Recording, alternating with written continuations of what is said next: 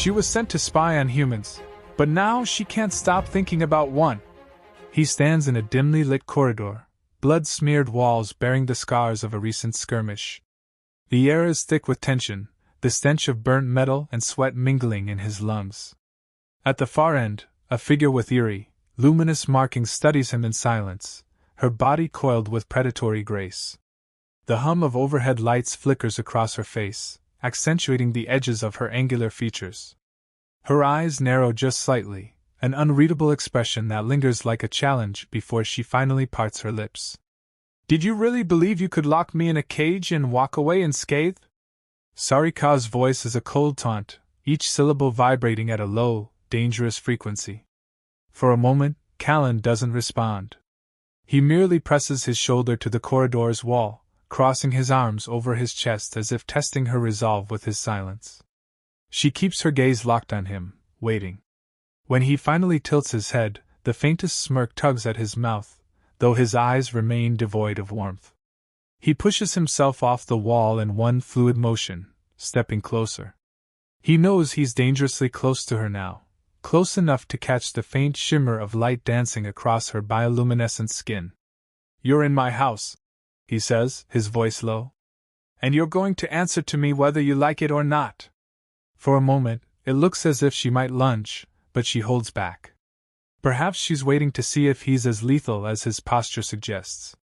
She's bound at the wrists with reinforced restraints, designed to counter her alien physiology. She flexes her arms subtly, testing the bindings. He's seen this before, prisoners gauging every inch of chain, every weakness in the latch. But in her case, it isn't just about physical force. There's something intangible about her presence, the way the air crackles with tension around her. The bright lines across her neck and collarbones pulse faintly, as though responding to her heightened adrenaline. He's been waiting for this interrogation for days, ever since the strike team brought her in from the perimeter. She's no ordinary scout. He can tell by the way she holds herself, by the unwavering confidence in her gaze. She wants him to know she's more than a captive, she's a threat. He steps back, maintaining just enough distance to avoid a surprise attack. "You might have been sent here to spy on us," he says, voice clipped. "But you're going to find we humans aren't easy prey." She lets out a soft, humorless laugh. "I've seen your kind fall apart on the battlefield. Your pride is delicious." The resonance in her voice causes a flicker of heat along Callan's spine. He ignores it, refusing to give her the satisfaction of a visible reaction. Instead, he gestures sharply, and 2 guards appear, flanking her. At his nod, they grab her arms and start marching her down the corridor, deeper into the bowels of the base. He follows, his boots echoing against the metal floor. He feels the burn of his anger in his chest, anger fueled by memories of his old squad, the ones who never made it back. He recalls discovering the bodies, each bearing the savage wounds left by an elite alien infiltration team. He doesn't know if she was there that day, but the anger is enough to keep him focused now. She glances over her shoulder, as if sensing the shift in his emotions, and her lips curl into a faint smile. Something in that look dares him to push further, to do his worst. In the interrogation chamber, the lights are harsher, throwing everything into stark relief. The guards force her to kneel, but she doesn't look humbled. Her bioluminescence flickers again, a rhythmic pulse that might be anger or something else entirely. Callan stands before her, arms folded, and waits for the men to step back. He knows he doesn't need them hovering around. This is between him and her. With a quick gesture, he dismisses them. She straightens, even on her knees, refusing to appear vulnerable. Her eyes track his every move. "Let me guess," she murmurs, voice dripping with mockery. "You want information. Troop positions, infiltration tactics, how we slip past your pathetic defenses." The words are a deliberate provocation. The muscle in Callan's jaw twitches, but he keeps his voice level. "You'll tell me more than that," he says quietly. "You'll tell me why you're different. Why they sent you, specifically, to spy on us." He places a hand on the table beside him, leaning forward. She can't help but meet his gaze, and there's a momentary flicker of something in her expression, an acknowledgement of danger. She smiles again. You'd be disappointed if I told you I'm here for nothing special. Her tone is teasing, almost seductive, but it's laced with steel. You humans want to believe you matter so much. He exhales, careful not to let her barbs sink too deep. Then humor me, he says. Explain how a simple scout gets herself captured with barely a fight. His eyes narrow. You let us catch you. Why? She tilts her head as if considering how much to reveal. The glowing marks around her neck intensify slightly, betraying some shift in her mood. Maybe I wanted to see your base from the inside, she says softly. Maybe I wanted to see how you'd react to having me in your grasp. She arches an eyebrow. It seems like it's going well, don't you think? Callan snorts. That depends on your definition of well. The tension thickens between them, a tangible weight in the air. This is more than interrogation, it's a silent battle for dominance. He can sense her power, feel how she's testing him, gauging each of his responses. Yet there's something in him that responds to her presence in a way he can't explain. Like his blood runs hotter whenever she talks, even if she's mocking him. He forces himself to remain impassive, swallowing that reaction down, burying it deep. In the hall outside, alarms suddenly blare. Callan stiffens, eyes darting toward the door. He hears the rapid footsteps of soldiers rushing past. Something's gone wrong. He slides a quick glance back at her. She hasn't moved, but the flicker of satisfaction in her glowing patterns suggests she knows more than she's letting on. He steps toward her, seizing her chin in a firm grip. Her skin is warmer than any human's, an unsettling reminder of her alien biology. What did you do? He demands. She says nothing, only smiles. He hisses in frustration, shoving her face away and rising to his feet. He knows he doesn't have time for a meticulous interrogation now. The base is on high alert, and if her people are making a move, they could be inside already. Without another word, he grabs her restraints and yanks her to her feet, shoving her toward the door. The corridor outside is in chaos. Soldiers scramble, shouting commands as the lights flicker ominously. Emergency sirens pulse through the hallway. He glances at her, trying to decide if he should hand her off to the guards or drag her along. But an instinct, maybe stupidity, tells him that if she's behind this, he needs her at his side. She needs to see it fail, or he might need her if it doesn't. He grips her bound wrists and hauls her forward, ignoring the violent twist she gives in protest. She could fight back harder, he senses that. But she's holding back, maybe waiting for the right moment. They round a corner, and several soldiers wave him over, faces pale. He can see fear in their eyes. Hostiles breach the west side. One barks. They're heading for the power core. Callan barks an order to secure the armory, then pulls Sarika down another corridor, heading for a control room. Every step is a new gamble. He's dragging an alien spy through a corridor infested with potential threats from her own species. The chance she might betray him or slip away hovers at the back of his mind, but he can't afford to let her go or leave her behind. Whatever infiltration tactic is unfolding, she's a key piece of it. He slams the control room door open with his shoulder. Inside, monitors display multiple camera feeds. The main power core area is swarming with alien intruders. Shouts and gunfire echo through the speakers. Sarika's luminous markings flicker with heightened intensity. She studies the screens, and he catches the smallest flicker of concern in her eyes, though she tries to mask it. Maybe she didn't expect it to be this brutal. He shoves her into a corner, forcing her to face the monitor. Your people, he growls. This was your plan all along? She doesn't answer, but her jaw tightens. On screen, the aliens move in coordinated strikes, disabling human defenses with uncanny precision. Her infiltration knowledge is guiding them, he realizes. She gave them everything: troop counts, vantage points, the best place to cause maximum damage. A surge of fury grips him, but something else is swirling in the pit of his stomach, some twisted sense of betrayal, though he knows she was never on his side. When she finally speaks, there's no triumph in her voice. You think I wanted this? That I take pleasure in killing? She shakes her head, glowing lines pulsing. "We do what we must to survive." The words hold a hint of sadness, but he's not ready to believe her. He presses a button on the console, speaking into a calm channel, ordering the defensive squads to seal off corridors and fortify the power core approach. Gunfire crackles in the background, and screams filter through the speakers. The aliens are methodical, unstoppable. He clenches his fist and slams it against the console. "Damn it!" he mutters. He whirls on her, grabbing a rifle from a nearby rack and pointing it at her chest. "If you've got any reason for me not to shoot you right now," he hisses, "start talking." She lifts her chin. "You need me," she says simply.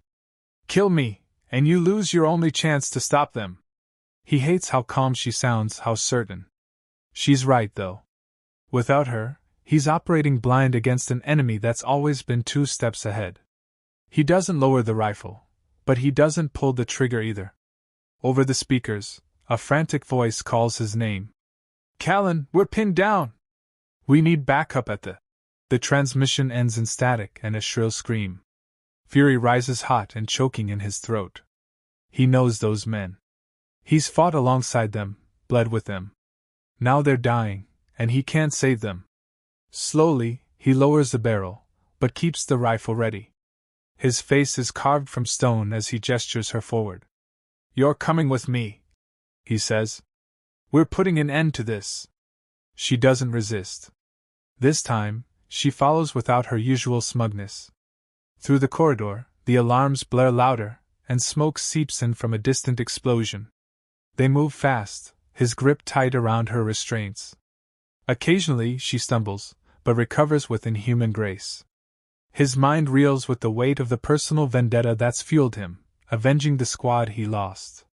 He's not naive enough to think that capturing one spy would settle the score, but this infiltration might be tied to that same unit that tore his life apart.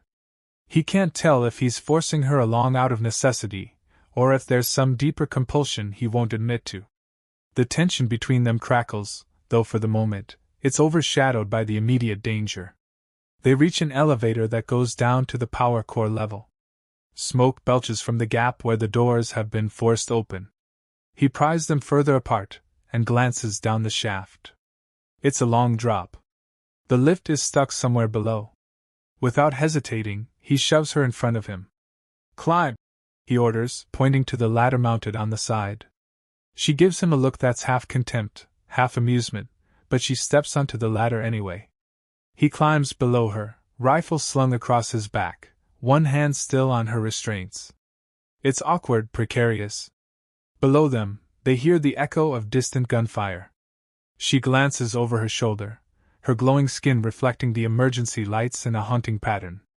"We'll be too late if we take this route," she snaps. "They'll override the core by the time we arrive."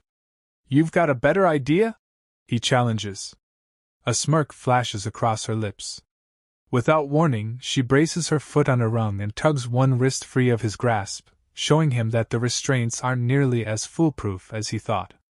Before he can protest, she springs sideways, hooking an arm around him in a sudden, startling move. He feels the surge of her unnatural strength as they leap from the ladder, dropping onto a maintenance walkway that leads off the shaft. He barely manages to grip a railing, cursing under his breath. She's breathing hard, eyes narrowed, but clearly she had planned this route. He doesn't even ask how she knew it was there. She yanks him along, wrists still bound together by the short chain. The walkway is narrow, illuminated by flickering emergency lights. Sparks from severed cables rain down. Every step is risky, the metal beneath them groaning under the damage. But it's a shortcut if they can survive it. At a hatch at the end of the walkway, she kicks it open. He lifts his rifle, scanning for threats. Beyond the hatch is a small, forgotten corridor, barely lit. They move forward, side by side, her presence close enough that he can feel the unnatural warmth radiating from her. His mind flashes back to the interrogation room, where he first stood over her. Now, they're practically shoulder to shoulder, forced into an alliance by necessity. He can't dwell on it. More gunfire echoes ahead, and they quicken their pace. Rounding a corner, they come upon 2 of her fellow aliens, their weapons drawn. She reacts first, twisting her still-bound wrists to wrap the chain around one attacker's neck. Callan lifts his rifle and fires a short burst at the second intruder, dropping him instantly. The chain slices into the first alien's throat before he can retaliate, and he collapses with a gurgle. Callan stares at Sarika for a moment, both alarmed and grudgingly impressed. She breathes heavily, her glowing patterns pulsing in rapid rhythm. Something about the way her eyes lock onto his sends a jolt through him. He wonders if she feels it too, this strange fusion of repulsion and fascination. But there's no time to analyze it. They hear more approaching footsteps. He shoves her forward, and they continue deeper into the corridor, searching for a route to the power core. His heart thuds in his chest, not just from the combat adrenaline, but from something else that simmers just beneath his anger. He doesn't want to name it attraction, it feels too tangled with rage, suspicion, and the memory of his lost comrades. But he can't ignore that her proximity affects him in a way that's dangerously distracting. He pushes the thought aside. The mission comes first. Survival comes first. They reach a bulkhead door that leads directly to the auxiliary power conduits. A quick glance at the panel shows it's locked from the other side. She gives him an expectant look. He sighs and pulls a small explosive from his belt. She arches an eyebrow but doesn't comment. He arms it, slaps it onto the hinge, and drags her around the corner just as it detonates with a flash and deafening boom. Smoke pours out, and the door hangs off its frame. They hurry through. Inside, the corridor is thick with the smell of burning plastic and gunpowder. Lights flicker, revealing the bodies of human soldiers and alien intruders alike. The power core chamber is just ahead, sealed behind a reinforced door. Alarms screech louder here, the pulse of red emergency lights painting everything in frantic hues. He tries the door console, but it's locked down with a security code that he doesn't have. A glance at Sarika tells him she might have a way, but is she willing to help? She steps forward without being asked, pressing her palm against the console. At first, he's about to yank her back, suspecting a trick. But the door hisses, starting to unseal. It seems she had infiltration codes, after all. The door slides open an inch before jamming, half frozen, in place. They can hear shouting from within. She turns to him, eyes blazing with that eerie light. "You'd better be ready," she mutters. "Once we get inside, it'll be chaos." He nods, bracing himself. Together, they wedge the door open with sheer force, the strained metal groaning in protest. Smoke floods out, and they move in, weapons at the ready, hearts pounding. The power core glows in the center of the vast chamber, a rotating pillar of energy that hums with lethal potential. Aliens cluster around a control panel, with a few battered human defenders pinned behind cover. Chaos erupts the moment Callan and Sarika make their move. He fires controlled bursts, cutting down 2 intruders. She lunges at another, using her bound hands as a makeshift garrote. The remaining aliens spin to face them, and now it's a full-blown firefight. The defenders rally behind Callan's arrival, popping up from cover to return fire. Bullets and plasma bolts tear through the air, ricocheting off metal supports. The core hums ominously, an indicator that tampering has already begun. In the swirling haze of battle, Callan catches glimpses of Sarika's deadly elegance. She pivots, sweeps a leg at one attacker, then pivots again to jam an elbow into another's chest. Her glowing marks throb with each impact, as though feeding on the adrenaline. He can't deny she's saving human lives as well as her own right now. But is it just survival instinct, or something more? They push forward, felling intruders until the immediate threat is subdued. Panting, he scans the room. The defenders are regrouping, their eyes flicking uncertainly at Sarika, clearly unsure if she's friend or foe. Callan barks an order for them to hold their fire. They obey him, albeit reluctantly, guns still trained on her. She stands in the middle of the carnage, bruises forming along her arms and a streak of blood across her cheek, but she's very much alive and unbroken. He moves toward the main control panel, his boots crunching over spent shells. The readout indicates that the aliens managed to start an overload sequence on the core. If it isn't stopped, the entire facility will be turned into a crater. His eyes flick to Sarika. She silently steps beside him, examining the console. The flicker of her bioluminescence suggests heightened stress.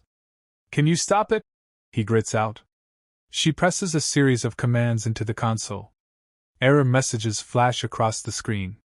"They've coded it to respond to their genetic signatures," she mutters through clenched teeth. "I can try to override, but it's risky." Without waiting for instructions, she focuses on the controls. Her slender fingers move rapidly over the interface. He watches the screen as she attempts to bypass the failsafes. Each new line of alien script that appears is more complex than the last. She curses under her breath, her voice tinged with urgency. The defenders keep their guns raised, covering any surviving intruders who might still be lurking. Something in Callan's chest tightens. They're running out of time. The core's energy output is climbing dangerously high.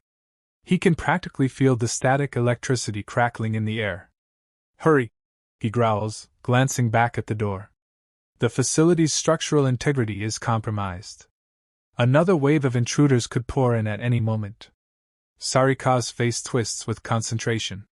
Her eyes flick to the glowing console, then to her own wrists, still chained together. "I need my hands," she snaps. "You want me to do this with cuffs on?" He hesitates, the memory of her lethal efficiency still fresh in his mind. But a life-or-death crisis overshadows caution. With a bitter curse, he searches for the key he took off one of his men earlier. He unlocks the restraints, yanking them free.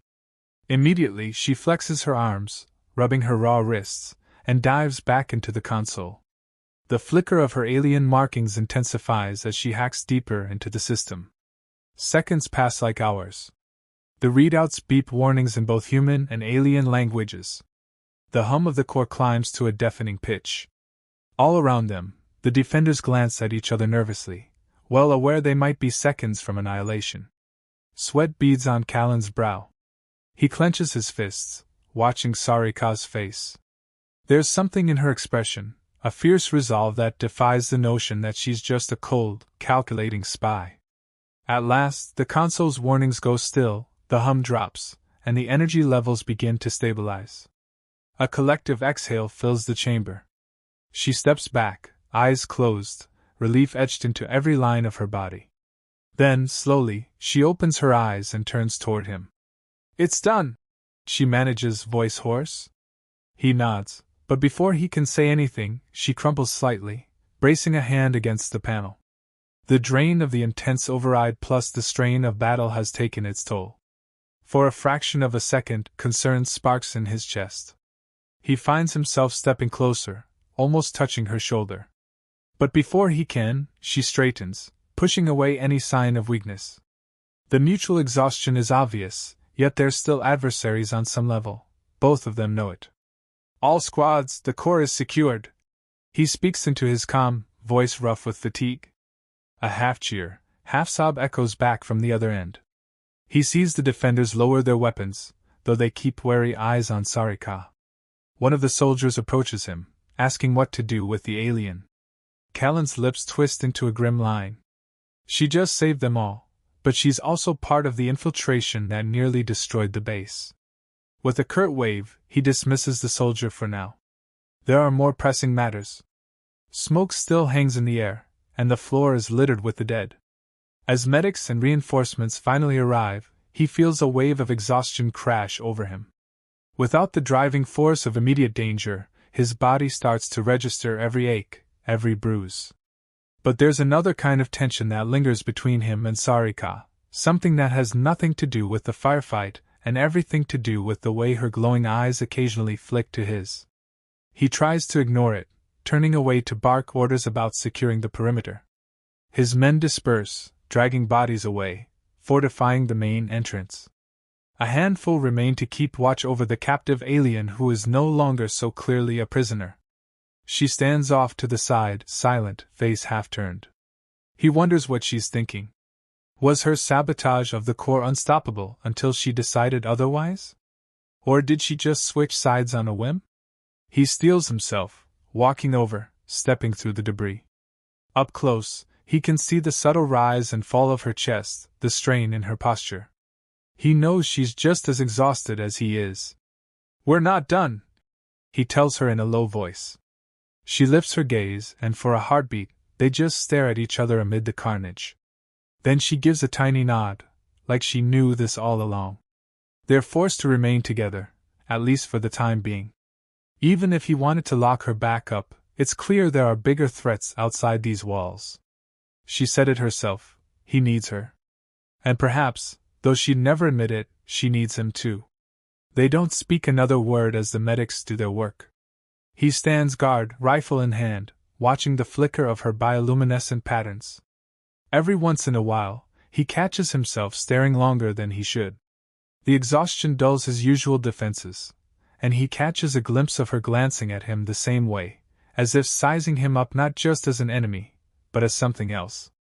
The feeling that churns in his gut is unlike anything he's experienced before, part anger, part intrigue, part something dangerously close to desire.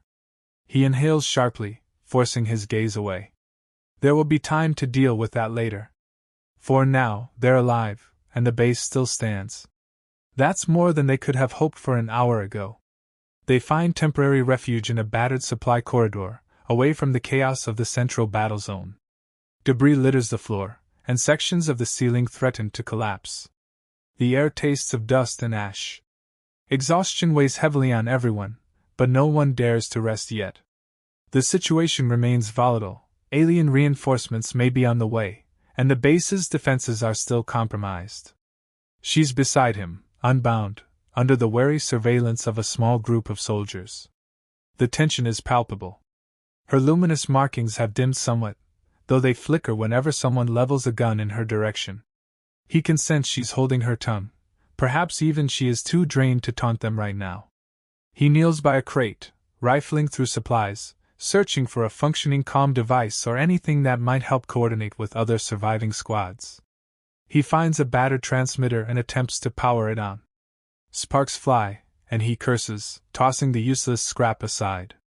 Behind him, one of the soldiers utters a string of profanities and points his weapon at her again. She's barely moved, but the tension in the soldier's voice is unmistakable. "Sir, we can't keep her here. She's a threat." "I know what she is," Callan growls, standing up. The soldier's fear mirrors what he himself felt when he first interrogated her. But now, after she deactivated the overload, after she fought alongside them, the lines of friend and foe are blurred. He can't deny that they owe her, at least in part, for still being alive. He shifts his gaze to her, noticing the way her eyes track everything in the corridor. "You said you have more intel," he says. "What else are we dealing with out there?" Her voice is cool. "My superiors sent multiple infiltration squads. Some are meant to disable your defenses. Others, well, I assume they have different objectives." She hesitates, glancing at the disarray around them. "The attack on your base might just be a diversion for something bigger." His jaw clenches. The soldier nearest her tightens his grip on his rifle, evidently itching for an excuse. Callan waves a hand in a silent command to lower the weapon. He can't risk an internal firefight here. Morale is already hanging by a thread. "Are they targeting the capital?" he demands.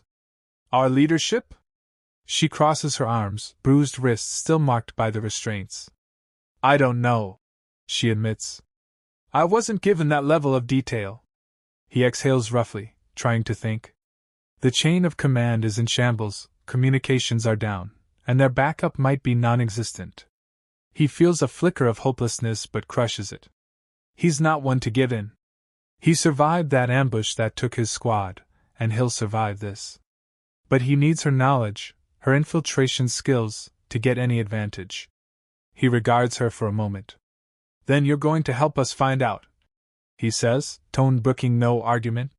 She arches an eyebrow but doesn't protest. Perhaps she's reached the same conclusion, that neither side is walking away from this unscathed. A distant explosion rattles the corridor, and dust cascades from the ceiling. They all look up warily. He signals for the soldiers to move out. The group forms up, weapons at the ready. She falls in step beside him, ignoring the sideways glares. They proceed down the hallway, scanning every corner for hostiles. In his peripheral vision, he catches the subtle tension in her body. Despite her injuries, she moves with lethal grace. The thought that she could still turn on them at any moment is impossible to dismiss. But he also remembers how she took down her own kind at the power core. That memory unsettles him more than he cares to admit. Why would she do that unless there was some deeper conflict gnawing at her loyalties? Rounding a corner, they enter a makeshift command post. The room is flooded with smoke, but a few functioning consoles remain. One of the soldiers coughs, trying to clear the air.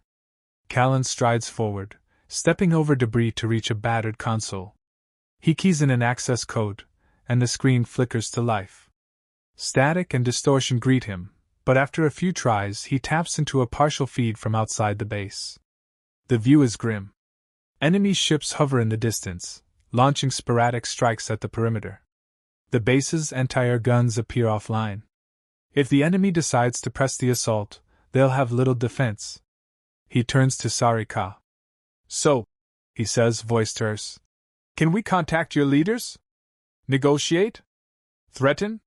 Something to buy time?" She laughs without humor. "My leaders don't negotiate when they believe they have the upper hand." She stares at the flickering screen. "They sent me to gather intel, to find weaknesses.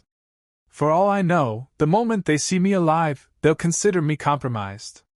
Her words hang in the air, bleak in their honesty. One of the soldiers mutters a curse. Callan rubs a hand over his stubbled jaw, feeling the grit of sweat and dirt. He's faced impossible odds before, but this is on a whole different scale. Still, he can't ignore the steady pulsing of adrenaline that courses through him whenever she speaks. Despite the dire situation, there's a part of his mind that fixates on the way her voice resonates, on how close she stands next to him. His rational side calls it out as a dangerous distraction. He needs to keep his focus on the mission, on survival. Yet the tension, part fury, part fascination, is relentless. He barks orders to the soldiers, telling them to guard the entrances and scavenge for any working comm equipment. The men disperse, leaving him and Sarika temporarily isolated near the console. She shifts her weight, turning her gaze to him. In the flickering lights, her eyes shimmer with unreadable emotion. "You should know," she says softly. "I didn't want this to become a slaughter." She gestures vaguely at the screens, at the carnage outside. "But my people, once they commit to a strategy, there's no going back." He studies her expression. She looks tired but resolute.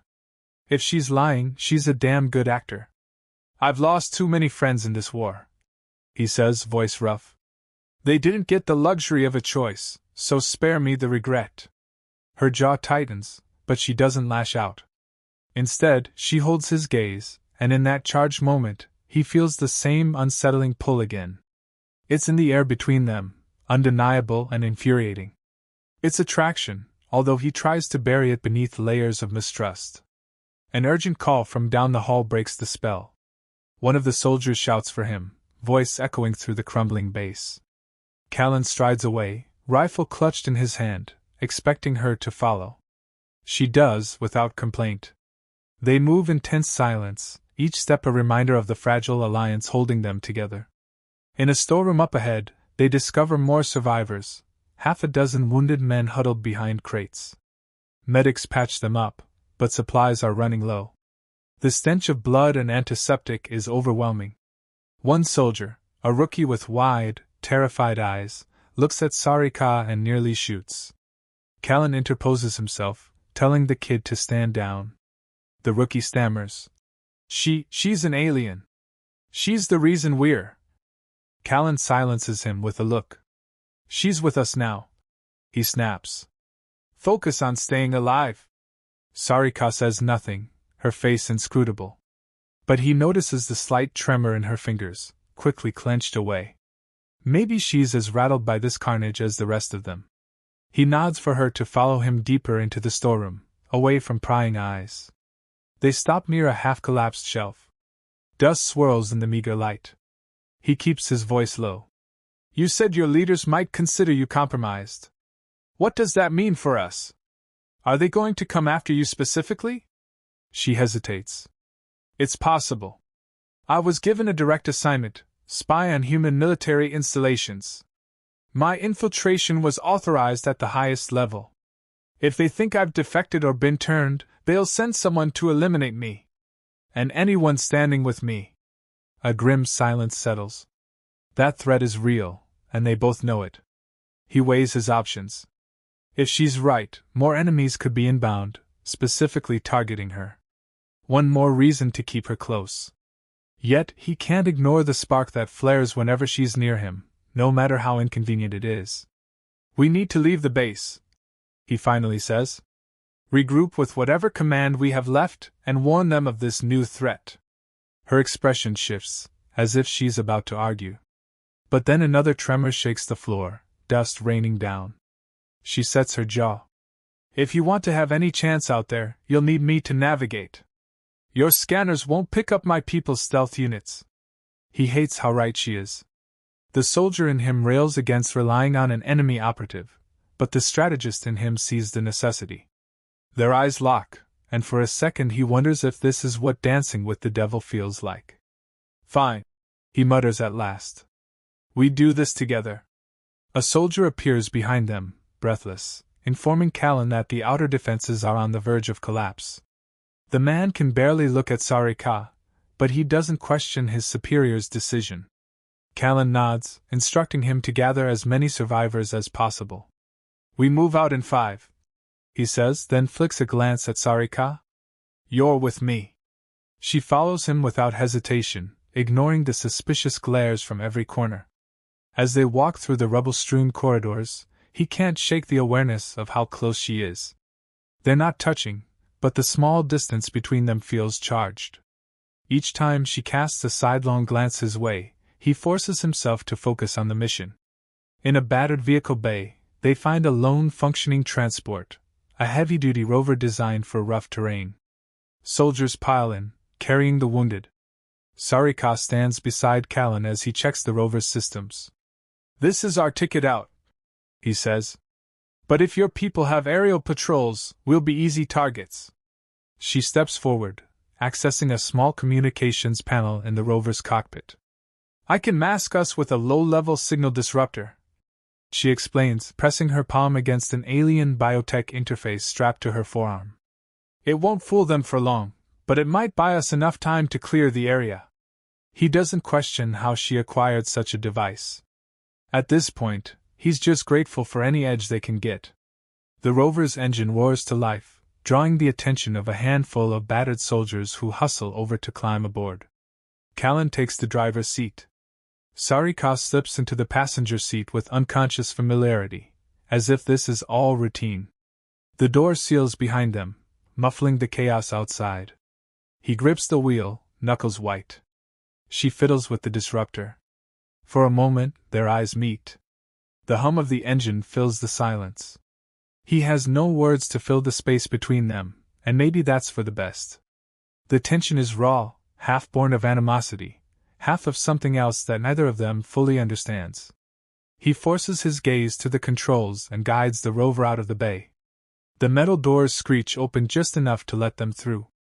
Outside, the base yard is a field of craters and wreckage, scattered with twisted machinery. Smoke rises from distant fires. It's a war zone, and the next wave could hit at any moment. As they rumble forward, other soldiers and smaller vehicles follow, forming a ragged convoy. Sarika adjusts the disruptor settings, her luminous patterns pulsing faintly in the gloom. Callan swallows hard, focusing on the path ahead, ignoring the relentless pounding of his heart. There's no room for hesitation anymore. Their alliance is the only thing standing between life and annihilation. They don't make it far before the first hostile patrol sweeps overhead. A sleek alien craft zips across the stormy sky, scanning for survivors. Callan feels a surge of panic as he grips the wheel, urging the rover to pick up speed. He glances at Sarika. She's hunched over the disruptor, brow furrowed in concentration as she tries to mask their signatures. Around them, the terrain is pockmarked by bomb strikes, forcing him to steer around craters and collapsed structures. The other vehicles in the convoy follow suit, weaving in a frantic attempt to stay in formation. Lightning forks overhead, illuminating the battered land in sharp relief. The craft's searchlights rake across the ground, missing them by mere meters. Sarika breathes through her teeth. "Hold steady," she commands, nimble fingers working the disruptor's interface. He glances in the rearview monitor. The soldiers in the back look terrified, clinging to whatever they can. The pilot of that alien craft is no fool. It hovers in a slow sweep, scanning for anomalies. For a moment, he's certain they've been spotted. But then, abruptly, the craft veers away, lured by a false reading Sarika projects.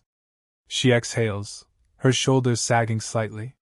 Callan can't help but feel a twinge of admiration for her skill, though he keeps his face set in a stern mask. They continue onward, the storm intensifying. The air crackles with electricity. Wind lashes at the rover, making it a battle just to keep them on course. After several agonizing minutes, Sarika announces that the immediate threat has passed. Callan eases off the accelerator. In the distance, faint lights mark the edges of a ravaged city. If they can reach the outskirts, they might find temporary shelter. As they near the city's boundaries, the scale of the devastation becomes apparent.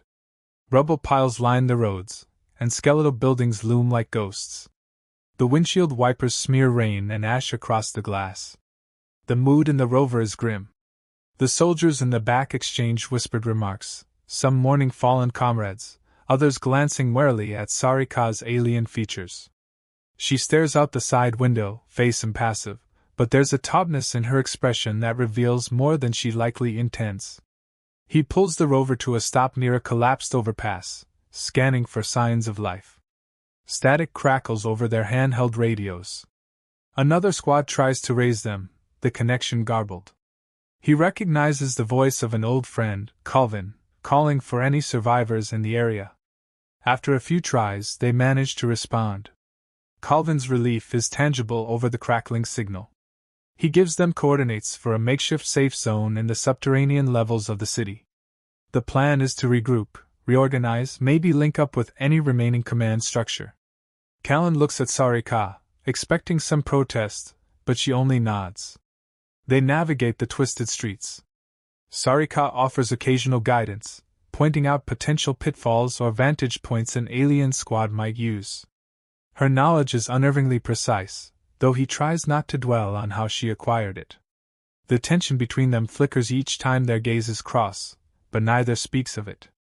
They descend into the bowels of the city, following a dimly lit ramp into what once was a massive underground parking complex.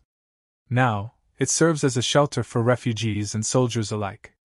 The air is stale, reeking of fear and diesel fumes. Makeshift barricades line the entrance, manned by ragged defenders who lower their weapons at the sight of friendly vehicles. A wave of relief washes over Callan as they roll inside. The rover's engine echoes off concrete walls.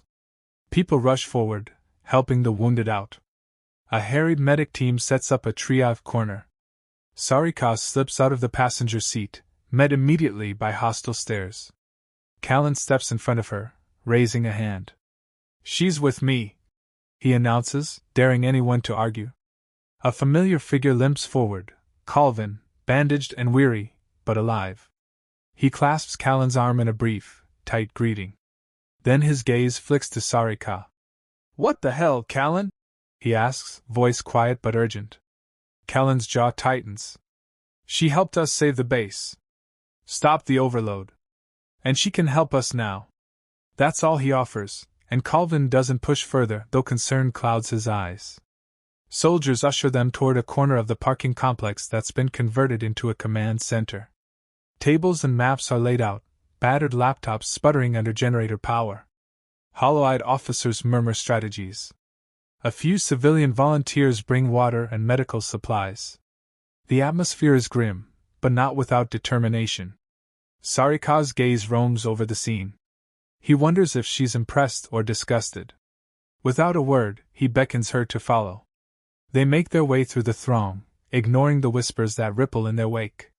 Eventually, they reach a small table where Calvin and a handful of officers wait.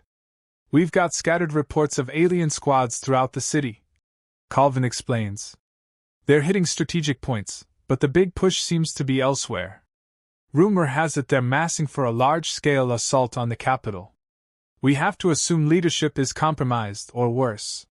Callan's gut churns. If the leadership falls, the war could tip irreversibly in the aliens' favor. He glances at Sarika, who stands a step behind him. How do we stop them? He asks. She steps closer, resting her hands on the table. The officers tense, but she ignores them. If I were in command of this operation, I'd isolate key infrastructure points around the capital. Disrupt communications, cripple supply lines, then strike the heart. If they succeed, your entire government could topple within days. One of the officers, an older man with a haunted look in his eyes, exhales in frustration. We don't have the manpower to stage a full defense, let alone mount a counterattack. A hush falls. The gloom of the subterranean shelter weighs heavily on everyone's spirits. Callan stares at the battered map, a swirl of conflicting emotions in his chest. He needs to press forward, but the path to victory seems impossible. He can't stop recalling how Sarika fought beside him in that meltdown at the power core. An idea, risky and borderline suicidal, forms in his mind. What if we go after their command elements? He proposes. Cut off the head of the snake. Take out the ones orchestrating this invasion. Sarika's gaze darts to him, a flicker of interest lighting her eyes. That would require infiltration at the highest level, she says. Do you have any idea where their command is located? He meets her gaze and holds it. No, he admits. But you might. She sucks in a breath. The room seems to close in around them, the officers exchanging uncertain glances. There's an outpost, she concedes, where key leaders coordinate the ground campaign. If we can get there undetected. She trails off, letting him finish the thought. Colvin snorts. You're insane, Callan. You want to waltz into the lion's den with her at your side? Callan clenches his fists. It's better than waiting here to be overrun. We'll take a small team, slip in under the radar, and disrupt their chain of command. Maybe even force a retreat. The officers exchange looks. Some nod reluctantly, others remain skeptical. But desperation wins the day. They have nothing to lose. Colvin sighs, rubbing his temples. Fine. You two want to volunteer for a suicide mission? Far be it from me to stop you. With the plan tentatively set, the group disperses to gather resources for the infiltration. Callan steps away from the table, his pulse pounding with adrenaline at the prospect of this mad plan. He can feel Sarika's presence behind him. When he turns, she's studying him, something unreadable in her expression. He raises an eyebrow. What? She takes a half-step closer, her voice low. It's just interesting, watching how far you'll go for your people. Even if it means trusting the one who was sent to destroy you. He stiffens, but forces a smirk. Don't flatter yourself. It's not about trust. It's about necessity. She holds his gaze, and a faint curve tugs at her lips. He's not sure if it's a smile or something more predatory. The tension crackles again, that same uncomfortable awareness of how close they stand. Before either can say anything else, a soldier calls for Callan's attention, and he breaks eye contact, stepping away. Still, as he walks off to help coordinate the supplies, he can't shake the feeling of her eyes on his back. It's a sensation that sets his nerves on edge, and stokes something smoldering deep within that he refuses to name. There's no time for restful sleep. Within the hour, Callan and Sarika find themselves part of a small infiltration squad preparing to exit the city. Colvin wishes them luck with a grim nod, then heads off to manage the defense of the subterranean refuge. The infiltration team sets out, creeping through the maze of ruined streets. Rain still falls, turning the ash into a slick slurry beneath their boots. Sarika guides them, occasionally tapping the disruptor on her forearm to cloak their signatures from alien sensors. Callan takes point, rifle in hand, eyes scanning every alley. The trek is harrowing. They pass the remains of once thriving neighborhoods now reduced to rubble, burned-out vehicles, and the occasional cluster of shells from alien weaponry. Bodies lie unburied in the gutters, a silent testament to the brutality of the invasion. The men in the squad exchange grim looks, and more than once, Callan catches Sarika's expression turning taut. They avoid patrols by ducking into abandoned buildings, using the disruptor's limited range to hide their presence. At one point, they almost collide with a group of heavily armed aliens moving in formation. The squad presses against a crumbling wall, hearts pounding, as the patrol marches past mere feet away. Sarika's markings glow faintly in the gloom, and for a nerve-wracking moment, one of the aliens pauses, scanning the darkness. Callan grips his weapon, ready to fight, but the patrol eventually moves on. Only then does he realize how tight his chest feels, the tension thick enough to suffocate. They push on, pressing deeper into contested territory. The city's outskirts fall away to more rural expanses, where farmland has been scorched to the horizon. The infiltration outpost they seek is rumored to be in a heavily fortified zone, and every mile they travel increases the likelihood of running into an alien stronghold. Late into the night, they hunker down in the ruins of a farmhouse, a temporary stop to catch their breath. The squad sets up a perimeter, carefully rationing out food and water. Callan checks on each soldier, ensuring they're holding together. Most of them are exhausted, physically and mentally. They nod at him with hollow eyes, aware that the worst is yet to come. He finds Sarika perched on a broken wooden beam in what used to be the barn. She seems lost in thought, her glowing patterns subdued. For a moment, he considers leaving her alone, but something compels him to approach. When he steps into the barn, the floor creaks beneath his boots, and she looks up. "Resting, huh?"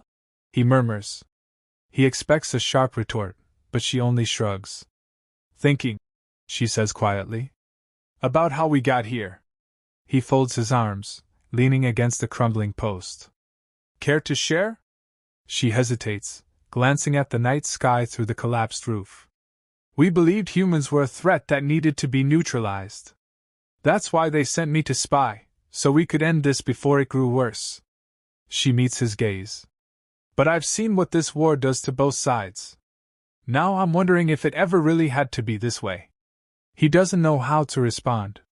Part of him wants to unleash his fury, remind her of his fallen squad and the countless others lost. Another part, a smaller, quieter part, is drawn to the haunting resignation in her voice, the vulnerability she's letting slip. Eventually, he clears his throat. "We can't change what's happened. We can only try to end it before any more people die." She nods, eyes reflecting the moonlight. "And if ending it means taking out my own leaders, I suppose that's the price of my mistakes." The weight in her tone surprises him. He shifts, crossing the small space so that he's standing just a foot away. The ghost of that ever-present tension tightens in the air. He can see faint bruising along her collarbone, a reminder of the battles they've survived. He wonders if she still thinks of him as an enemy. "Listen," he says quietly. "I'm not ready to forgive anything you or your kind have done. But I know we need your help. If we pull this off, she interjects, maybe we'll both find a reason to believe in something else." Her gaze locks with his, and for a heartbeat, there's a gravitational pull between them. He tries to tell himself it's just exhaustion, adrenaline, and stress. But he can't ignore the subtle quickening of his pulse. He almost says something more, but footsteps crunch outside, and a soldier pokes his head in, apologizing for interrupting. The man announces that they're moving out in 5 minutes. Callan nods, stepping back, the moment lost. Sarika slides gracefully off the beam and follows him out. They continue their journey under the cover of darkness, traveling single file across the wasted farmland. Several times, they hear the droning engines of alien crafts overhead, but the disruptor keeps them hidden. Still, they know it's only a matter of time before the enemy picks up on their trail. In the first streaks of dawn, they spot the outpost in the distance, a fortified structure bristling with alien weaponry, shimmering with fields of energy that distort the air around it. The squad halts, crouching behind a ridge. A hush falls as they take in the daunting sight. Sarika quietly points out the likely guard rotations, turret placements, and sensor arrays. It's clear that infiltration will require a near miracle. The men exchange uneasy glances. Callan chews his lip, scanning the perimeter. Any chance you can fool them long enough for us to get inside? She closes her eyes briefly, as though reaching for a memory. If we can get close enough, I can transmit a false identification code that might buy us a window of opportunity. But it won't last long. Once we're inside, we'll be exposed. He nods, decision made. Fear gnaws at him, but he pushes it aside. If they succeed, they might cripple the alien command network and give humanity a fighting chance. If they fail, well, there's no point dwelling on it. They make a plan. 2 of the squad will create a diversion on the outpost's west flank, while Callan, Sarika, and the remaining 2 men attempt to slip in through the east side. The dawn light grows steadily brighter, and they know they need to move before the day's patrols tighten the net. The group splits. Callan meets the eyes of the 2 soldiers staying behind, a silent farewell passing between them. Everyone knows some may not return. Then he, Sarika, and the others circle wide, keeping low to the ground, creeping toward the outpost. When the distant sound of gunfire erupts on the west side, they seize the moment. Sprinting across open terrain, they reach a smaller service hatch in the east wall. Sarika fiddles with the disruptor, sending out a false ID code. For a few precious seconds, the energy barrier flickers, and the hatch's lock blinks green. Callan and the others slip inside, weapons drawn, hearts hammering. They find themselves in a narrow corridor bathed in dim, alien lighting. Alarms begin to sound almost immediately, proving the outpost's defenses aren't fully fooled. The infiltration team moves with swift precision, taking down the first guards they encounter in a flurry of gunfire. Sarika steps over the bodies without flinching, her luminous patterns brightening with each surge of adrenaline. Callan signals for silence as they advance deeper into the structure. She leads them through labyrinthine passages, her knowledge of alien architecture guiding them past locked doors and heavily guarded choke points. Occasionally, they have to dispatch a patrol, each confrontation ratcheting up the tension. There's no turning back now. Eventually, they reach the central command hub, a wide, circular chamber dominated by towering consoles and holographic displays. Alien officers staff the room, barking orders in an unfamiliar tongue. It's a nerve center for operations across the region. If they can disable it or take control, they might cripple the entire offensive. A guard spots them, raising in alarm.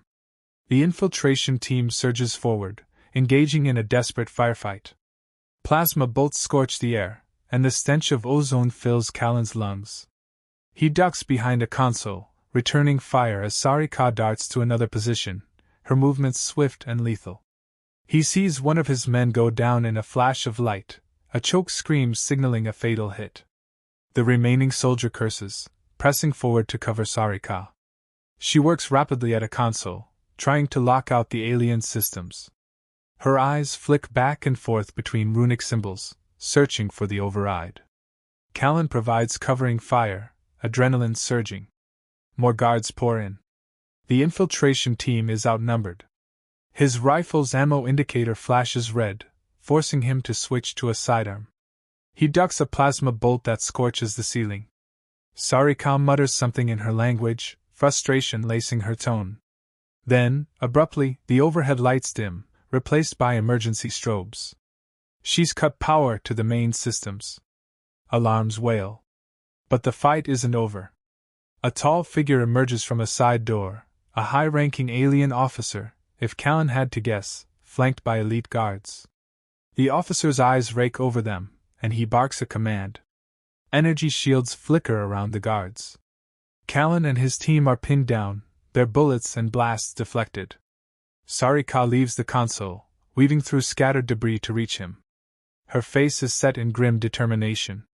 "We can't beat them head-on," she growls. "We have to overload the main power relay." He nods, jaw clenched. It's suicidal, but they have no other choice. "Cover me," he tells her. She moves to intercept the guards, brandishing a stolen alien sidearm. A frenzy of close-quarters combat erupts, the swirling lights casting frantic shadows on the walls. Callan scrambles to the power relay station on the far side of the command hub, rummaging through the alien controls.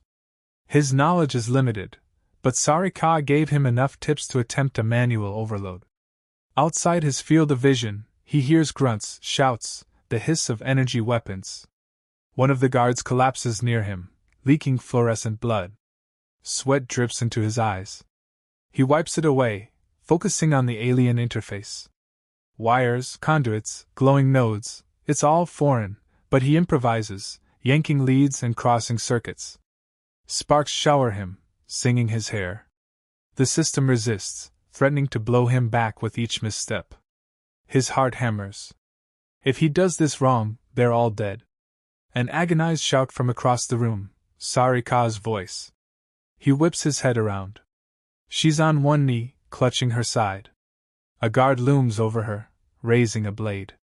Without thinking, Callan abandons the relay, swinging his pistol up. He fires twice, dropping the guard just in time. The officer howls in rage, leveling a weapon at Callan.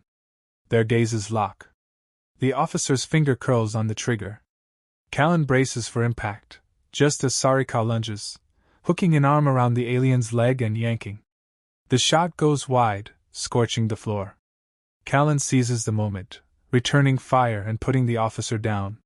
He rushes to Sarika, hand clasping over the wound on her side. Her bioluminescent markings pulse erratically, sweat beading on her brow. "Finish it," she hisses, pressing a trembling hand against him. He nods, torn between urgency and a surge of concern he can't quite comprehend.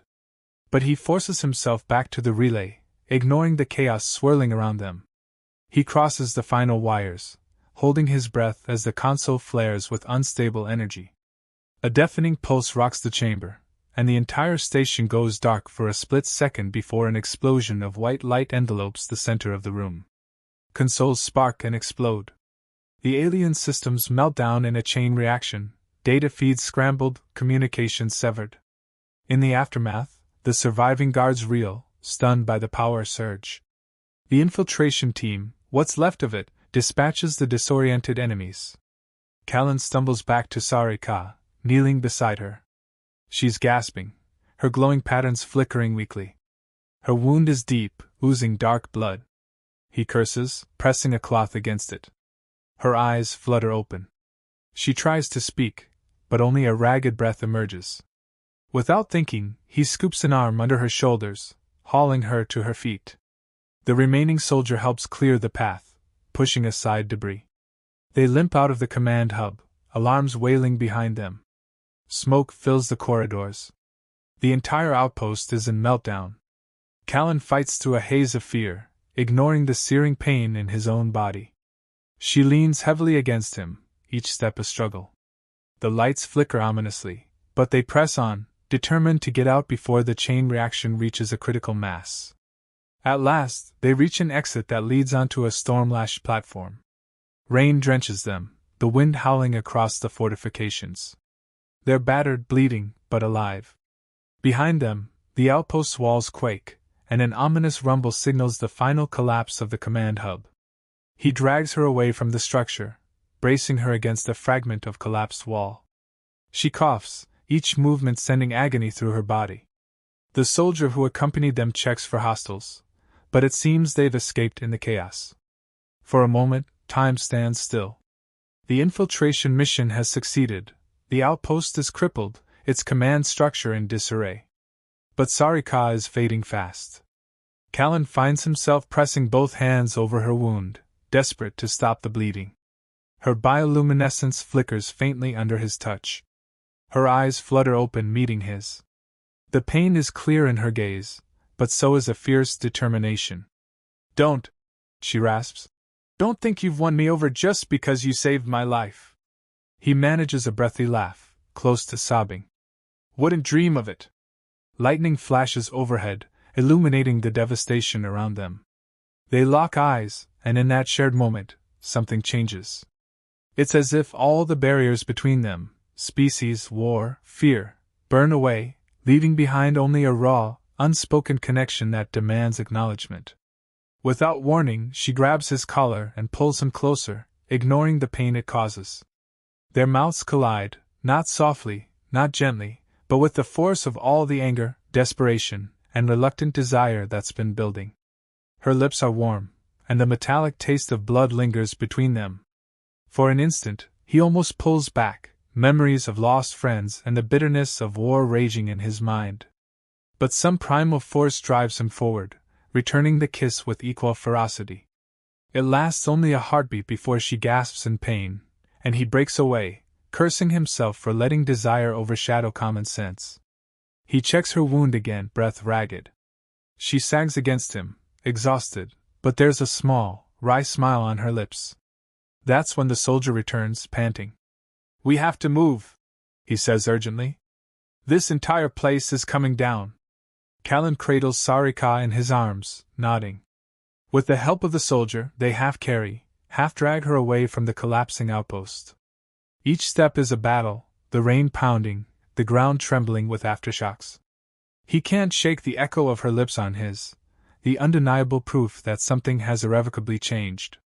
They emerge into the open terrain. The outpost behind them explodes in a cacophony of twisted metal and roaring flames. Debris spews into the sky, raining down in fiery chunks. The infiltration was a success, but at a terrible cost. The squad is nearly gone, Sarika is badly wounded, and they're stranded in hostile territory. Yet as he looks at her, cradled in his arms, luminous patterns flickering faintly, he feels an unfamiliar hope stirring in his chest. Maybe the war isn't over, but they've dealt a serious blow to the enemy. And in the midst of so much bloodshed, they've found a spark of something that defies all logic. They forge onward, searching for any safe haven. The soldier leads the way, scanning the horizon. Callan follows, carrying Sarika close, determined not to let her slip away. Above them, the storm rages, but for the first time, he doesn't feel wholly consumed by darkness.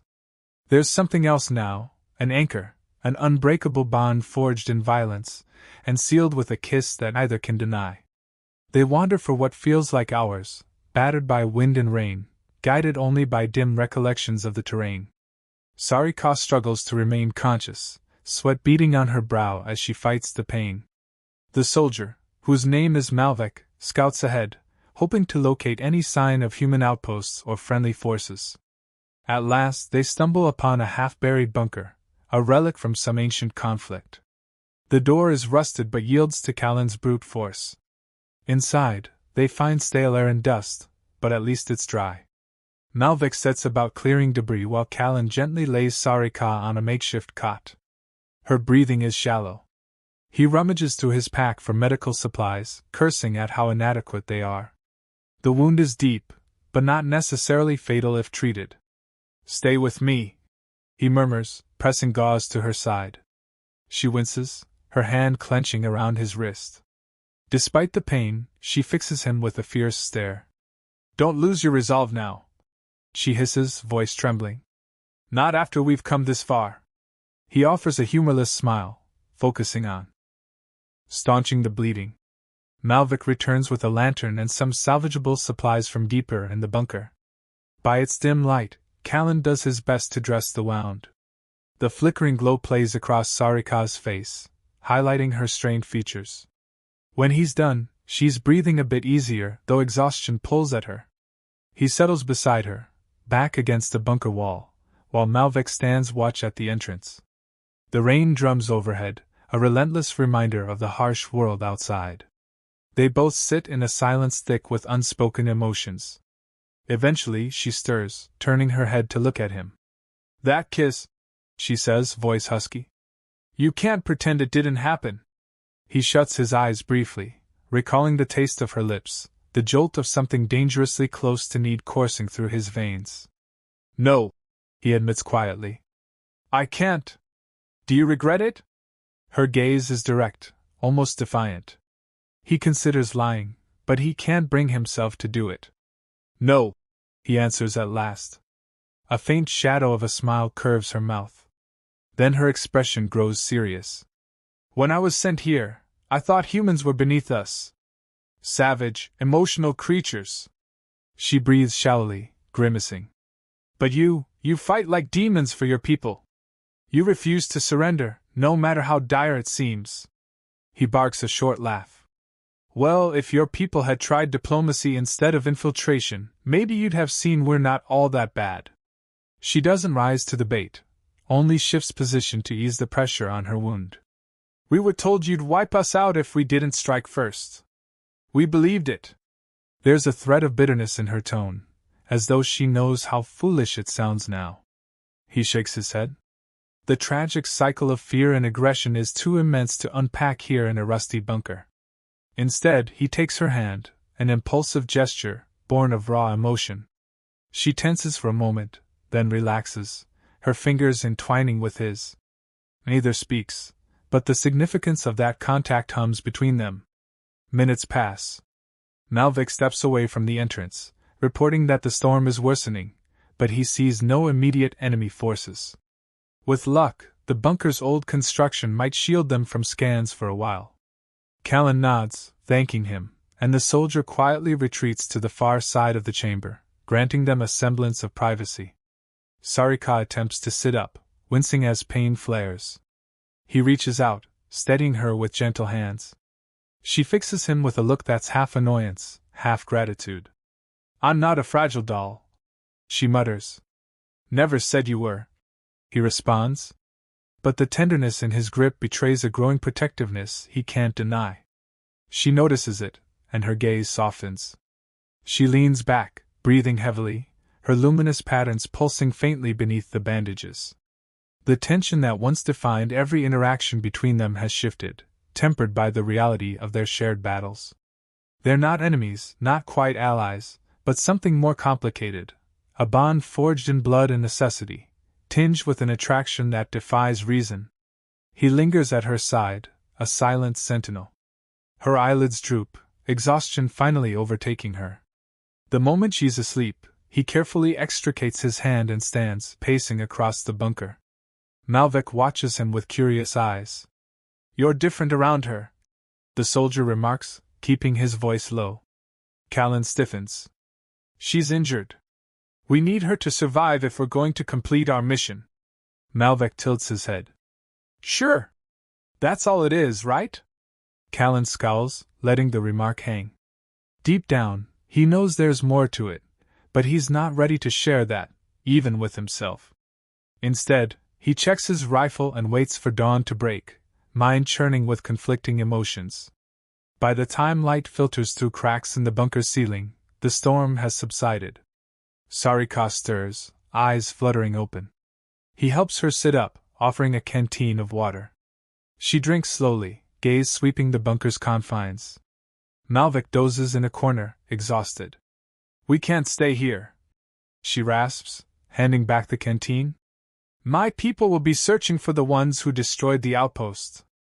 They won't rest until we're found." He nods. "As soon as you can walk, we move. We need to rejoin any surviving human forces and report that command meltdown. Maybe it'll give us an edge." With effort, she rises to her feet, leaning on him for support. Despite her injury, her resolve is unbroken. As they gather their gear, Malvik wakes and helps them prepare to depart. The bunker's stale air hangs over them like a reminder of the uneasy calm before the storm. They emerge into a gray, rain-washed morning. The fields stretch before them, littered with debris, but the horizon is mercifully clear of enemy ships, for now.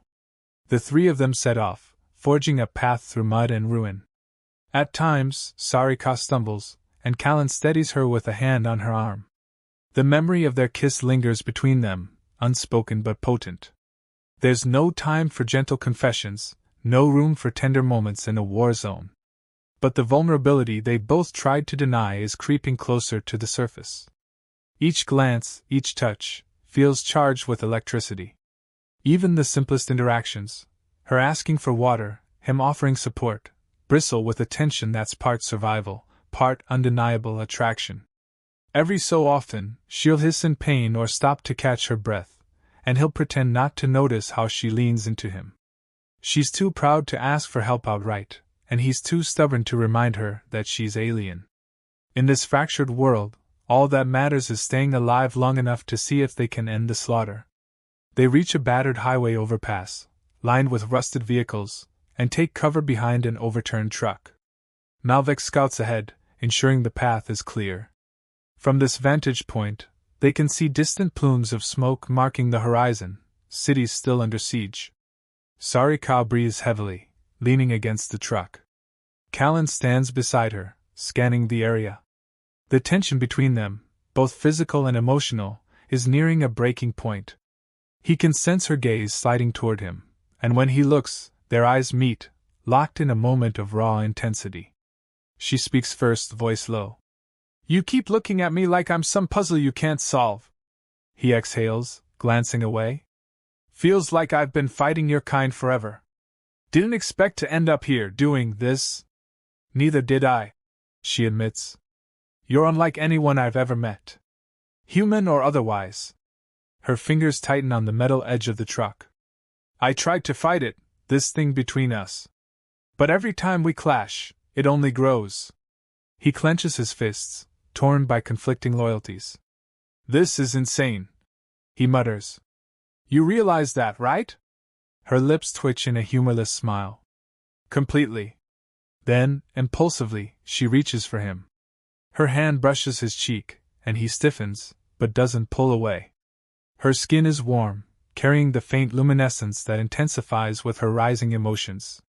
He closes his eyes briefly, overwhelmed by the swirl of desire, anger, and something akin to desperation. They're covered in grime, blood, and bruises, huddled behind the wreckage in a war-torn landscape. Yet at this moment, none of that seems to matter. He cups her face in return, callous fingers sliding over the alien contours of her cheekbone.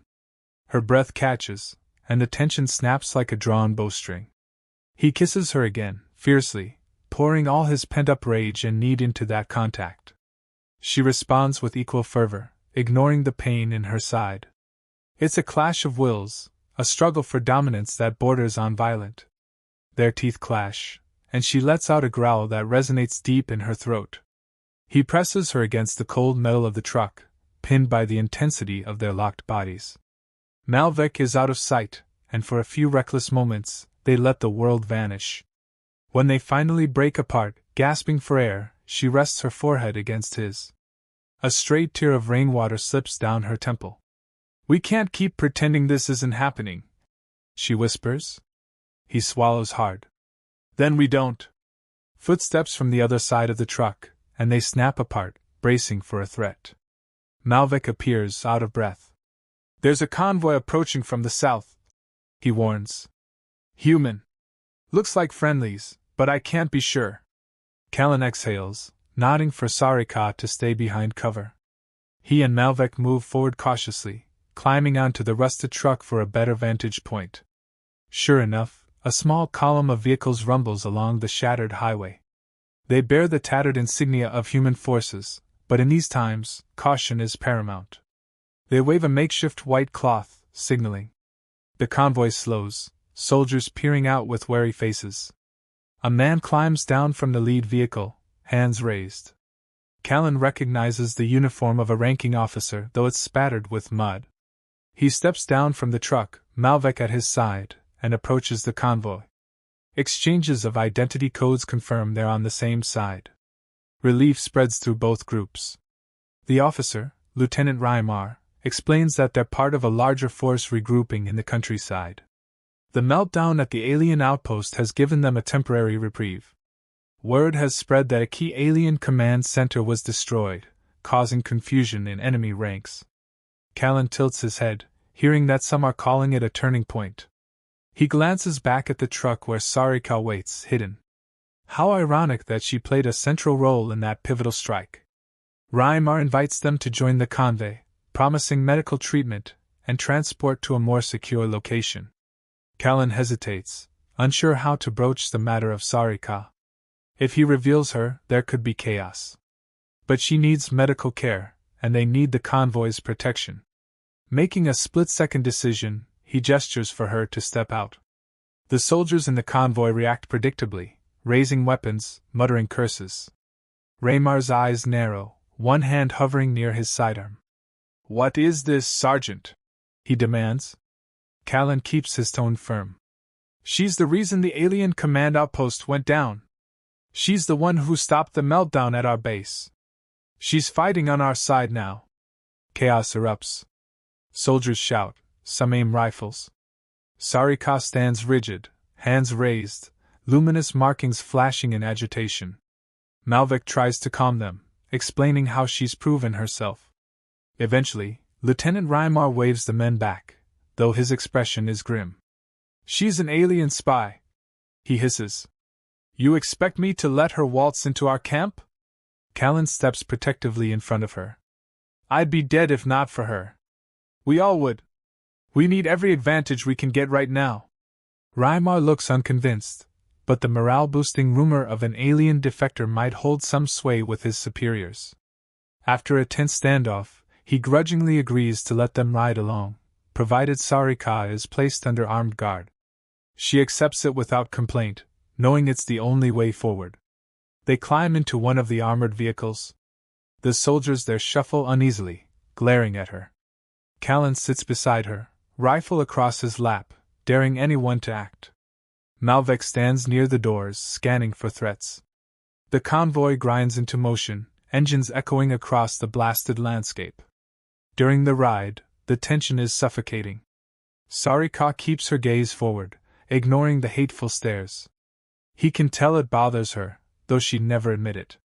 He places a hand on her leg under the cover of shadows, and she briefly closes her eyes, drawing strength from his silent gesture.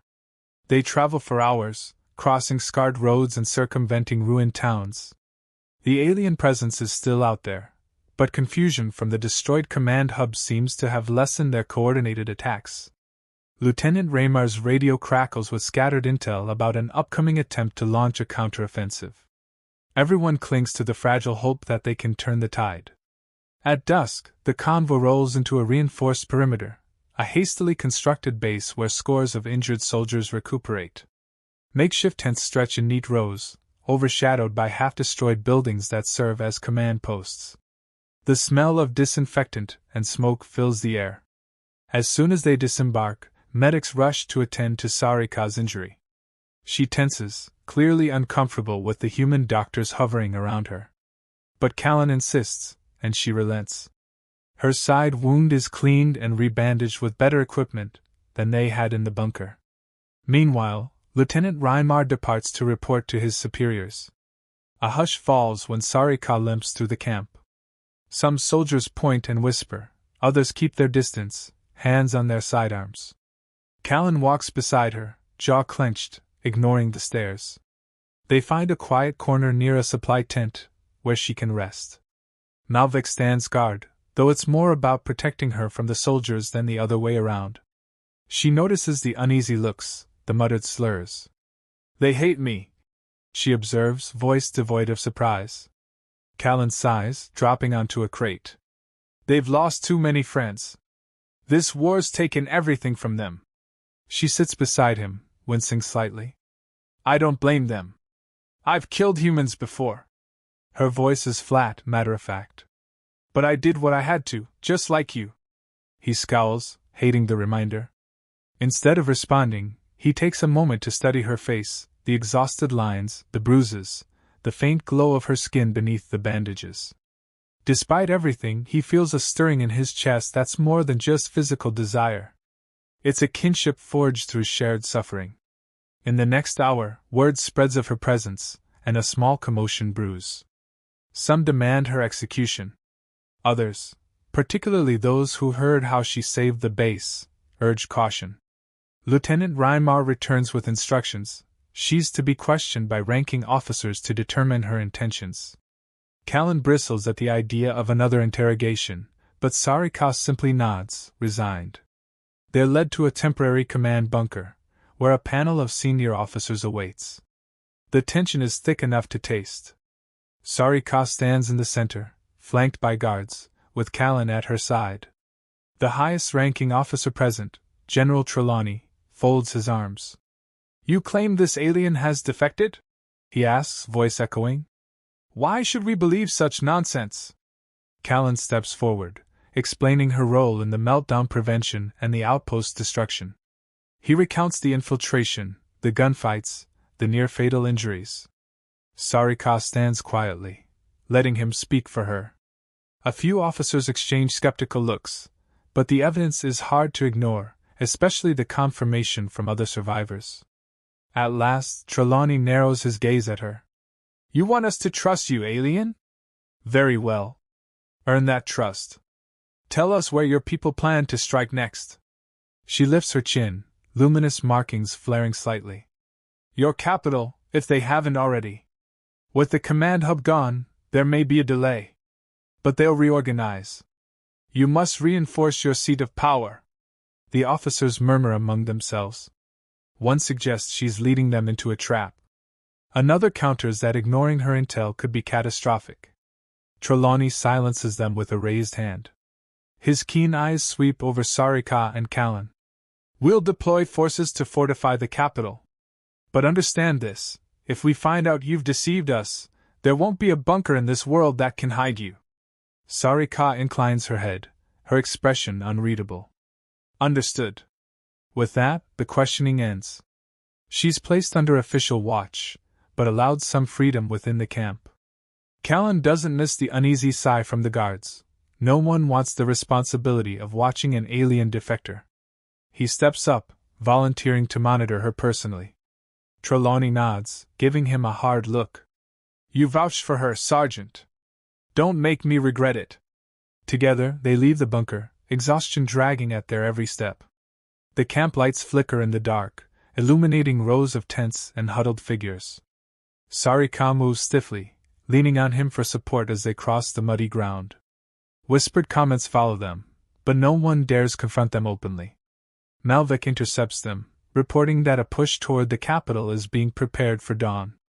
Callan nods, acknowledging that they'll likely be part of it. Then he helps Sarika into a small tent that's been set aside for them, an arrangement that draws more suspicious glances, but Trelawney's orders protect them for now. Inside, the tent is cramped, barely enough room for 2 cots. He helps her settle onto one, and she exhales shakily. The wound has reopened slightly, and her face betrays the pain she's in. He rummages for fresh bandages, kneeling beside her. She watches him intently as he cleans and rebandages the injury. Their proximity crackles with unspoken tension, the memory of their earlier kisses fresh in their minds. When he finishes, she grabs his wrist. He pauses, meeting her gaze. For a moment neither speaks. Then she pulls him closer, and their lips meet again in a fierce, desperate kiss. There's no shyness or hesitation, just raw need and a sense of borrowed time. The war rages beyond the tent walls, but here, in this tiny space, they find a stolen moment of intimacy. He tastes the salt of her skin, feels the rush of her heartbeat against his chest. She grips the collar of his shirt, dragging him down until he's pressed against her, the warmth of her body a stark contrast to the chill night air. His hand schemes her waist, careful of her wound, yet equally mindful of the electric thrill surging between them. They break apart, breathing raggedly. This changes nothing, she whispers, though her eyes betray the lie. We're still enemies, or at best, uneasy allies. He brushes a thumb over her jawline, feeling her tremble. I don't know what we are, he confesses. But I know I don't want you out of my sight. A flicker of humor dances across her bruised lips. Likewise. Careful of her injury, he eases onto the narrow cot beside her, letting the day's exhaustion wash over him. Outside, the camp hums with restless activity. Soldiers prepare for the next engagement, engines rumble, and the distant thunder hints at another storm. But in this moment, they share a tenuous peace. She lays her head against his shoulder, and for once, he doesn't push her away. They drift into a light doze, lulled by the steady rhythm of each other's breathing. In the darkness, his mind churns with the knowledge that dawn will bring fresh battles, fresh horrors. Yet he can't regret the path that led him here, not when it's brought him face to face with the one being he can't stop thinking about.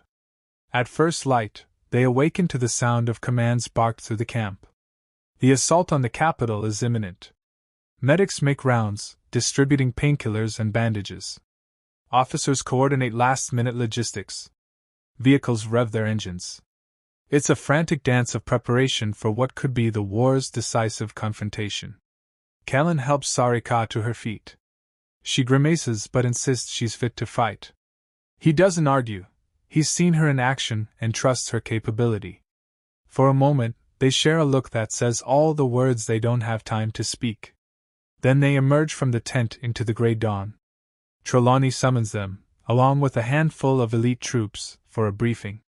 A battered holomap displays the capital's layout, highlighting areas of alien infiltration. The plan is to strike from multiple angles simultaneously, forcing the aliens to defend on too many fronts. Sarika offers her insight, pointing out likely ambush points. Some soldiers still regard her with suspicion, but no one can deny how valuable her intel is. Within the hour, the forces roll out. Tanks, troop carriers, and foot soldiers file onto the wrecked roads. The sky remains overcast, threatening rain. Callan's squad, including Malvek and a few others, is assigned to a forward spearhead, tasked with neutralizing the heavy alien artillery near the city's northern gate. Sarika rides with them, her presence tense but accepted. As they approach the capital's outskirts, the distant rumbles of warfare grow into a cacophony. Smoke billows, and the clash of weaponry reverberates. Alien flyers swoop overhead, exchanging fire with anti-air emplacements. It's a panorama of chaos and destruction. Their column maneuvers through crumbling streets, drawing closer to the alien artillery nest. Every block is a battlefield. Civilians huddle in basements, or have fled entirely. Rubble chokes the roads.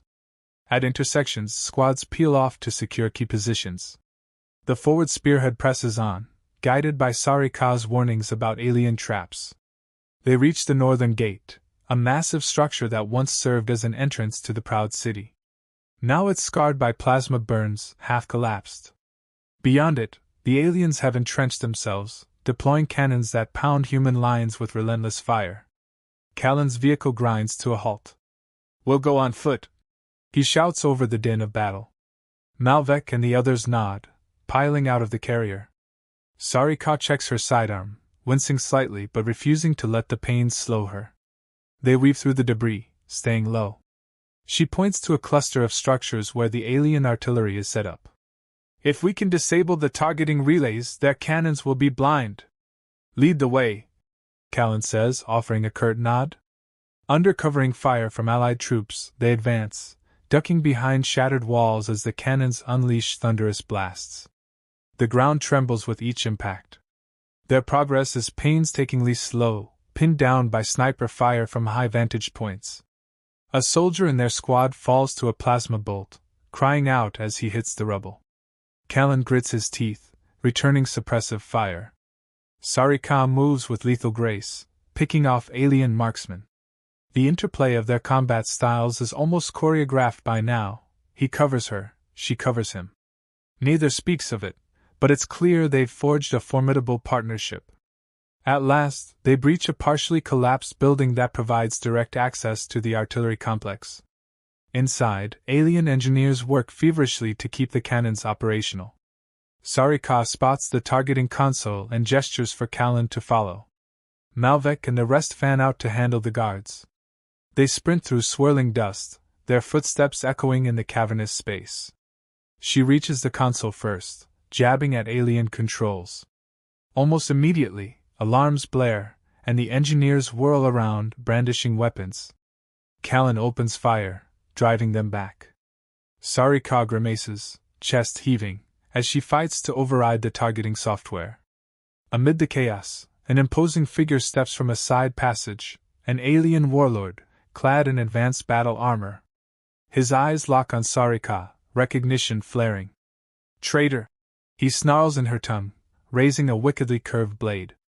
She stiffens, a mix of fury and guilt crossing her features. The warlord lunges at her, blades slicing the air. Callan tries to draw aim, but the warlord is fast, deflecting bullets with an energy field. Sarika drops into a defensive crouch, meeting his strikes with desperate skill. Sparks fly as her sidearm is knocked from her grasp. She counters with a well-placed kick, but the warlord's armor absorbs the impact. Callan rushes in, firing at close range. The warlord's energy field flickers under the barrage, momentarily weakening.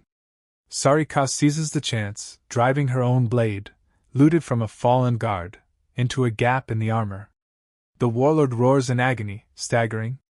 Callan finishes him with a final burst to the head. Blood and sparks spatter. The warlord collapses. Sarika stands over him, shoulders heaving, luminous markings glowing fiercely.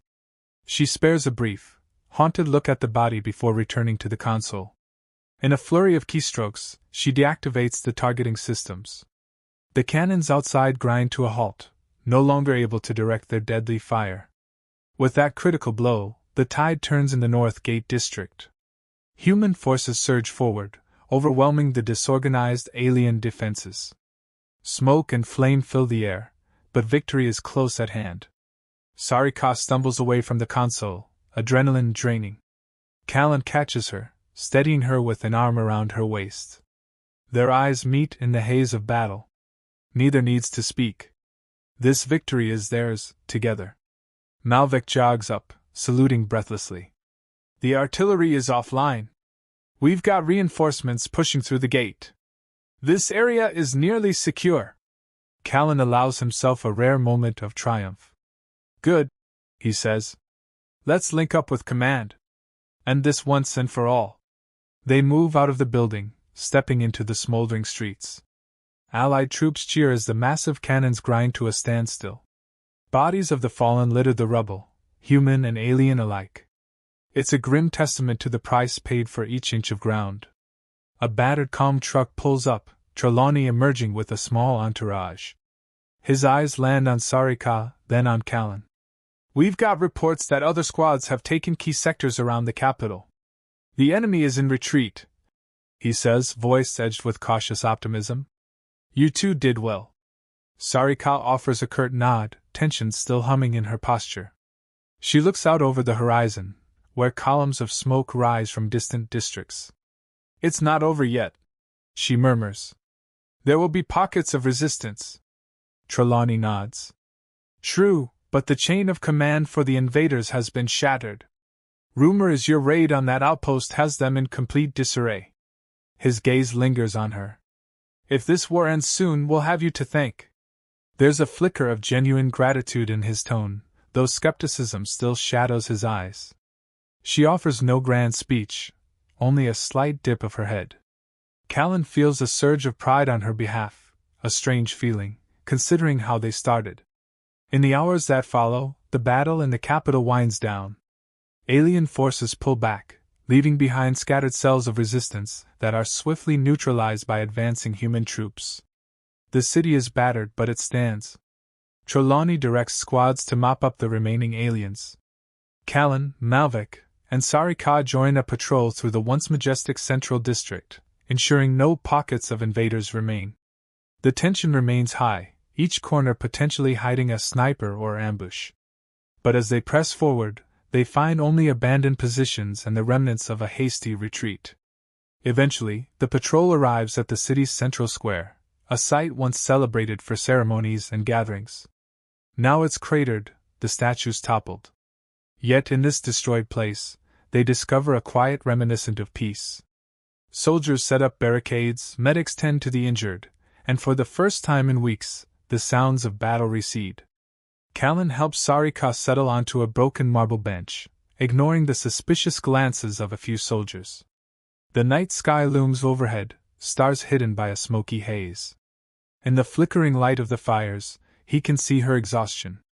She's favoring her wounded side, but insists she's fine whenever he asks.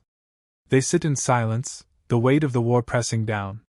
Malvik eventually wanders off to assist with securing a perimeter, leaving them alone. Callan can't shake the sense that something monumental has transpired, that they're standing at the threshold of a new world. She looks up at him, luminous eyes reflecting the dancing flames. It's over, she says softly, though her tone is uncertain. He nods. For now, maybe. We still have to pick up the pieces. A faint smile ghosts her lips. Humans are resilient. You'll rebuild. He exhales, feeling the ache in his muscles, the throbbing bruises. What about you? Will your people accept defeat? Or will they keep fighting? She takes a moment to answer, gaze drifting to the ruined skyline. Some will. Others may look for a chance to make peace, now that the invasion has failed. I can't say for sure. He studies her profile, remembering how they met, her as a captive, him as her interrogator. How far they've come, and yet how uncertain the future remains. His hand finds hers on the bench, fingers intertwining. She doesn't pull away. Stay, he murmurs, the single word carrying 100 unspoken questions. Her lips part, eyes searching his face. For a moment, she's silent, weighed down by the gravity of all that's happened. Then, with a slow, decisive nod, she answers. I will. A wave of relief floods him. He shifts closer, heart thudding as he presses his forehead to hers. Their breath mingles in the cool night air. Despite the ruin around them, a strange calm settles, as though they've found a fragile bubble of sanctuary in the midst of the world's destruction. He cups her cheek, brushing away a smudge of dirt. So, what happens now? She releases a shaky laugh, the sound half joy, half disbelief. I never planned this far ahead.